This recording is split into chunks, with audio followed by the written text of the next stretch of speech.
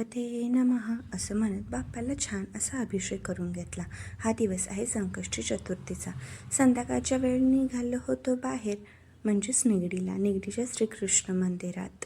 मंदिराच्या एंट्रन्सलाच कालिया नागावर उभे असलेले बाळकृष्णांची मूर्ती खूपच सुंदर आहे. आत जाऊन दर्शन घेतलं. दिव्यांच्या प्रकाशात मूर्ती आणखीनच सुंदर दिसत होती. दर्शन घेऊन बाहेर आलो. मंदिराच्या आजूबाजूला असलेली गणपती बाप्पा, अय्यप्पा स्वामी, श्रीदेवी, महादेव आणि कार्तिकेय स्वामी यांची छोटी छोटी सुंदर मंदिरं आहेत. एकाच वेळी एवढ्या सगळ्याच देवांचं दर्शन झालं. मंदिर पूर्णपणे दक्षिण भारतीय केरळ शैलीत तसेच दगडी बांधकामात बांधलेलं आहे. त्यानंतर गोशाळेत जाऊन दर्शन घेतलं आणि घरी यायला निघालो. घरी येताना वातावरण खूपच छान झालं होतं. त्यानंतर बाप्पाची आरती केली, नैवेद्य धरला आणि उपवास सोडला. व्हिडिओ आवडला असेल तर लाईक करा आणि चॅनलला सबस्क्राईब